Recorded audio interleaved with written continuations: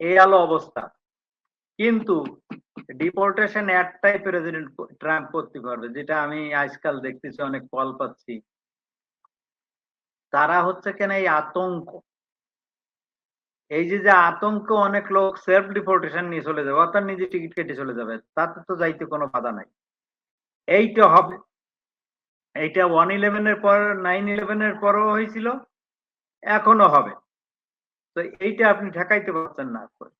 সবচেয়ে বেশি রিস্কে কারা আছে তাদের আমি বলি, যাদের ফাইনাল ডিপোর্টেশন অর্ডার আছে, আপিল ডিসমিস হয়ে গেছে, আর কোনো কেস পেন্ডিং নাই, তাদের ঠেকানো খুব কঠিন ব্যাপার।